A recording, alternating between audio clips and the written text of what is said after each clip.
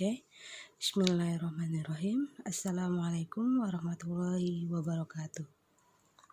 Oke, kali ini saya akan membuat video sederhana ya, yang akan menjelaskan materi baru, yaitu tentang kelarutan dan hasil kali kelarutan. Oke, jadi kelarutan itu kita lambangkan dengan S. Artinya itu solubility gitu ya. Nah, kalau hasil kali kelarutan itu kita lambangkan dengan KSP. Ya. KSP itu apa? Solubility produk konstanta. Gitu ya, atau hasil kali kelarutan. Oke. Solubility ini adalah jumlah mol maksimum yang dapat larut dalam 1 liter larutan. Jadi berapa sih kalau misalnya dalam 1 liter larutan itu berapa jumlah mol maksimum ya, sehingga dia nanti larutannya bisa terlarutnya bisa larut ya gitu. Nah, kalau misalnya KSP itu adalah hasil kali kelarutan ion-ion pada keadaan tepat jenuh. Nah, di sini ada kata-kata keadaan tepat jenuh. Gitu ya. Apa yang dimaksud dengan keadaan tepat jenuh? Oke. Bentar. Keadaan tepat jenuh adalah ya. Jadi di sini ada 3 keadaan. Ada larut atau melarut, ada tepat jenuh, ada mengendap. Nah, sebelumnya kita kenalan dulu sama yang namanya Ki. Ki ini adalah hasil kali kelarutan ion-ion. Oke, jadi hampir sama kayak KSP kalau Ki ini. Ya, jadi hampir sama. Nah, bedanya dia kelarutannya.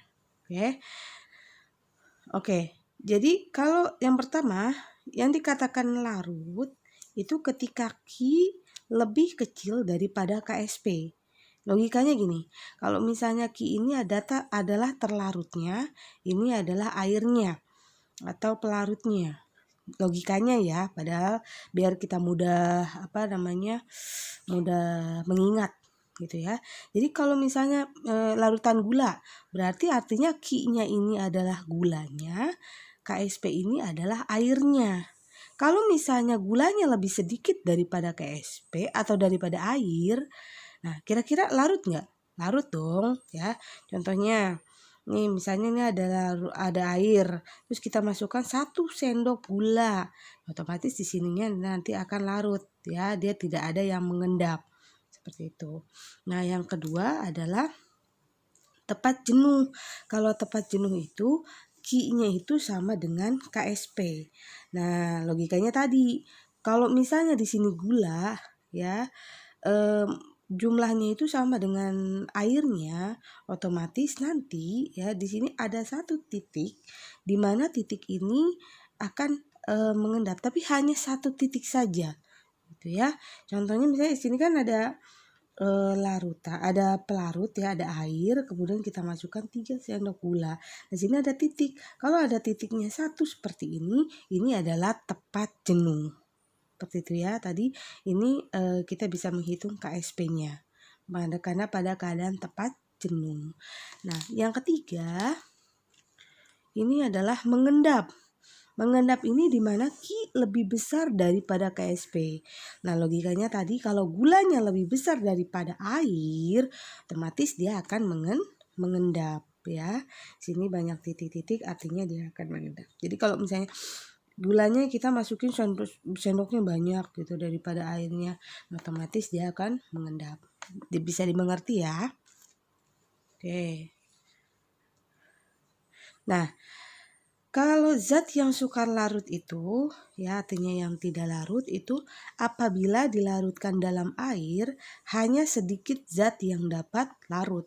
Ya pastilah kita tahu lah pasti.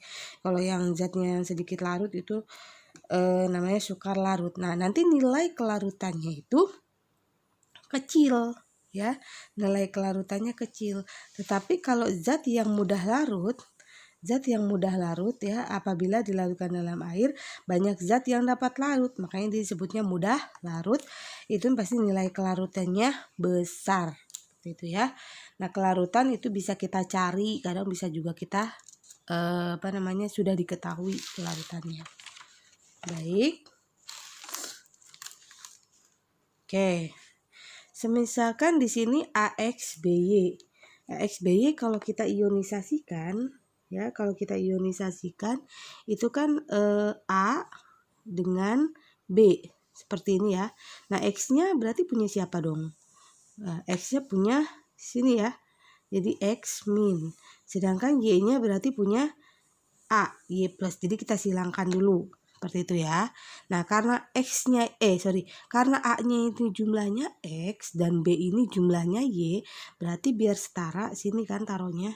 Nah, kemudian di sini Y-nya. Seperti itu ya. Nah, KSP-nya bagaimana nanti? Ya. Jadi KSP-nya ini adalah konsentrasi A gitu ya. AY plus. Nah, nanti koefisien yang ini akan jadi pangkat. Ingat, koefisiennya akan jadi pangkat. Pangkat X dikali ya konsentrasi B X min pangkat Y. Seperti itu ya. Ini kalau kita mau menghitung KSP-nya. Oke. Seperti itu. Dalam bentuk larutan jenuh, suatu zat ya akan membentuk suatu reaksi kesetimbangan ion. Jadi kita harus tahu nih muatan-muatannya ya. Contohnya BaSO4. BaSO4 ini kalau kita uraikan itu kan jadi Ba dengan SO4 gitu ya. BaSO4. Nah, yang kita tahu SO4 ini selalu apa? Muatannya selalu 2 min. Dia nggak ada SO4 min, SO4 3 min. Nah, dia selalu 2 min. Jadi karena ini 1:1, lihat kan Ba jumlahnya berapa? 1 kan? SO4 juga jumlahnya 1. Berarti kalau di sini saya taruh min, nah di sininya juga pasti 2 plus. Nah, jumlahnya 1:1 ya. Berarti di sini koefisiennya juga 1:1. Seperti itu ya. Oke. Kalau kelarutannya, karena kan di sini kelarutannya belum diketahui ya. Di sini kelarutannya belum diketahui. Saya simbolkan kalau di sini sama dengan X mol per liter. Oh iya, lupa saya. Jadi satuan dari molaritas satuan dari kelarutan ini, solubility ini adalah molaritas ya, atau mol per liter ya. Jadi harus dalam molaritas. Oke, kita lihat sini. BaSO4 misalkan X mol per liter. Nah, berarti karena di sininya 1:1 semua ya. Berarti di sini berapa dong? X mol per liter juga ya. Di sininya X mol per liter ya. Berarti artinya kalau kita mau menghitung KSP-nya,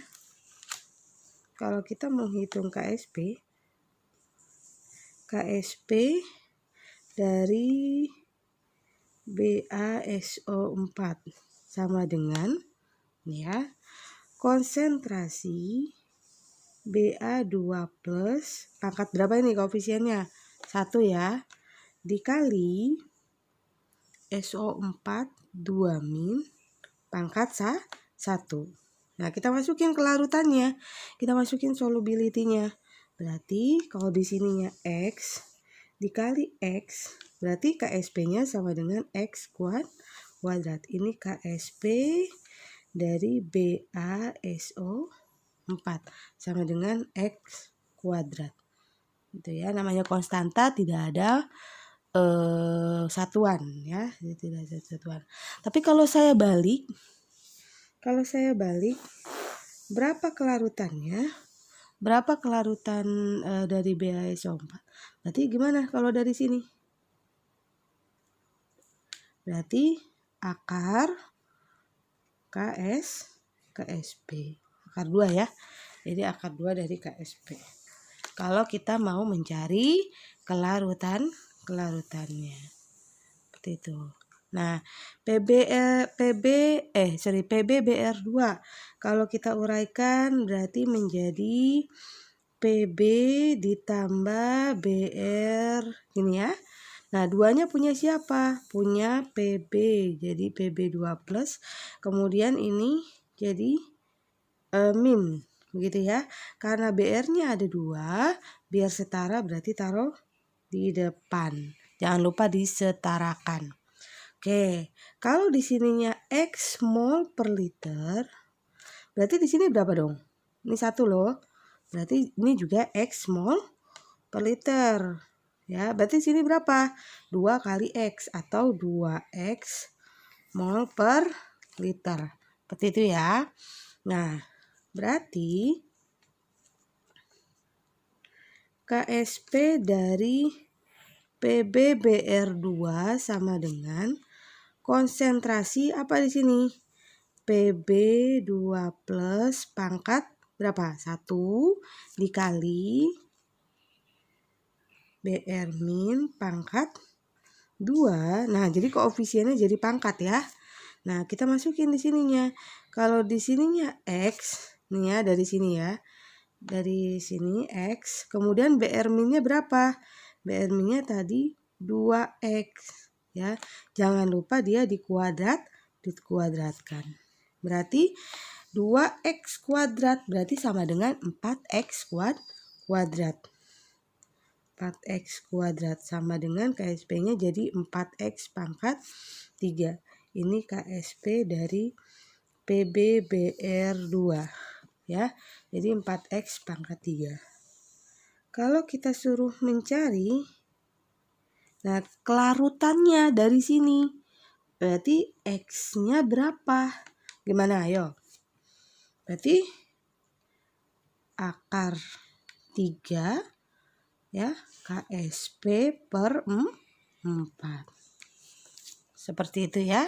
Nah, kalian bisa coba di Na3PO4. Jangan lupa 4-nya jadi punya siapa ya, jadi harus disetarakan. Nah, terus bagaimana kelarutannya? Itu dicari ya. Oke, kita masuk ke sini. Contoh soal yang pertama.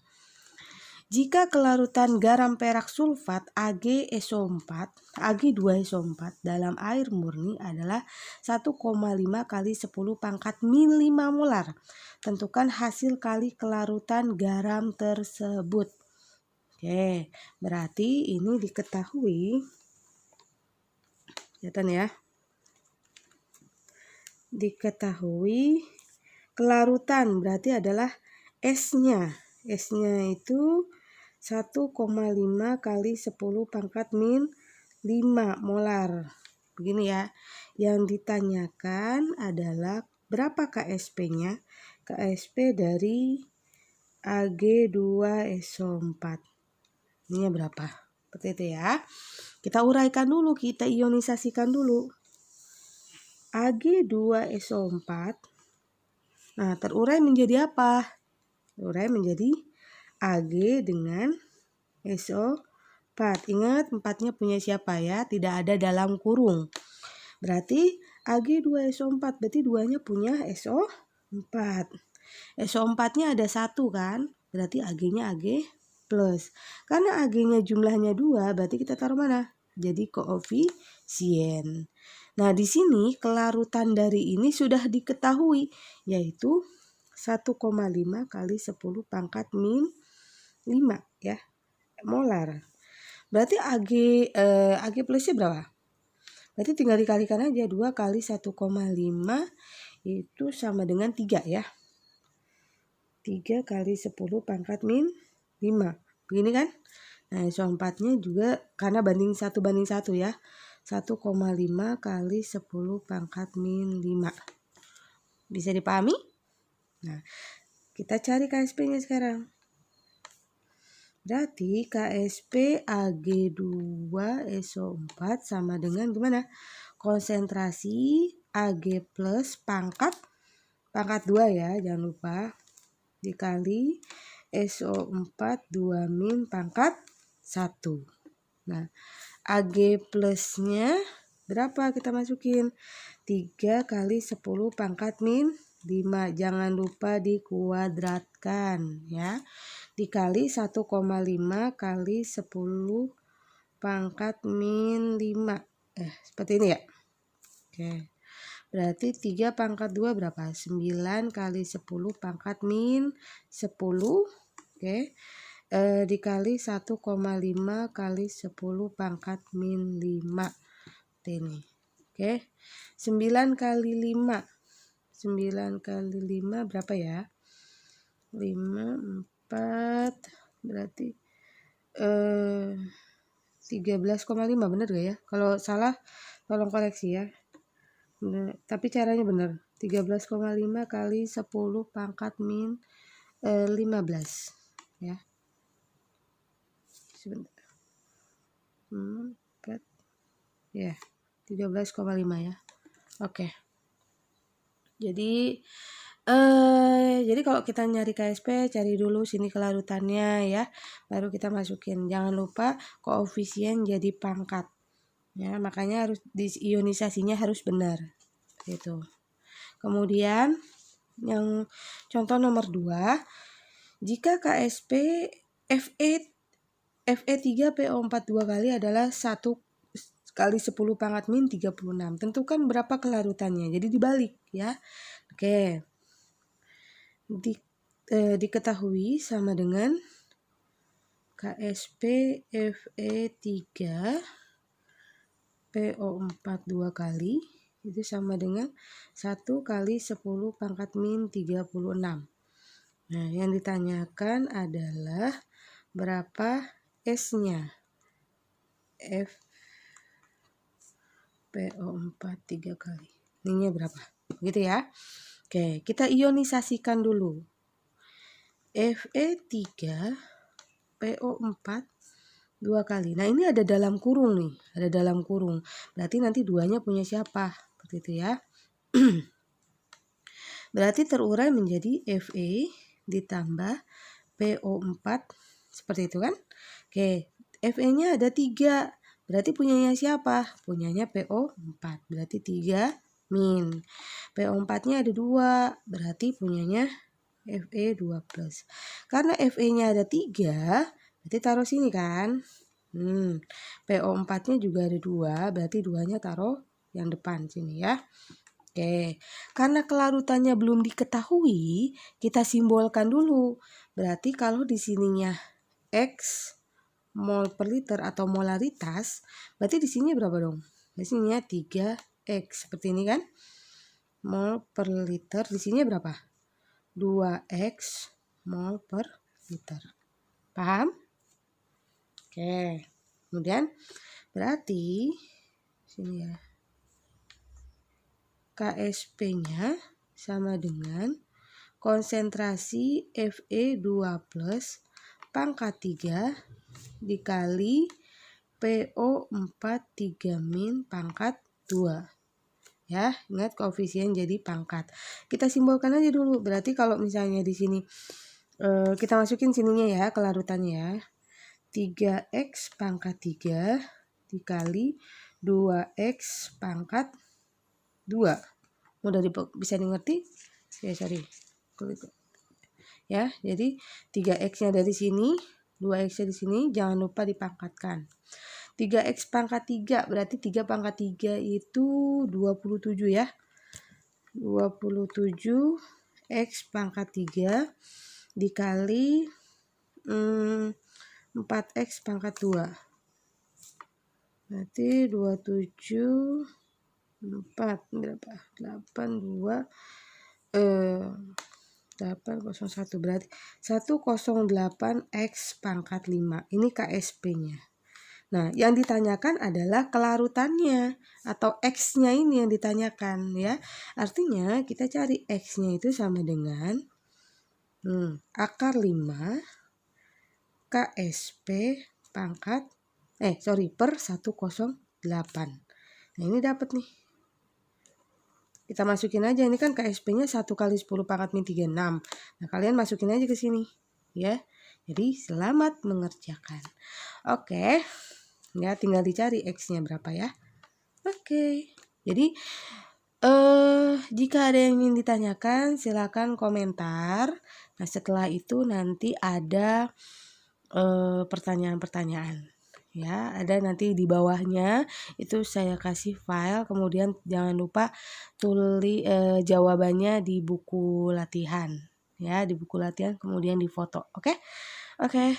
Selamat mengerjakan.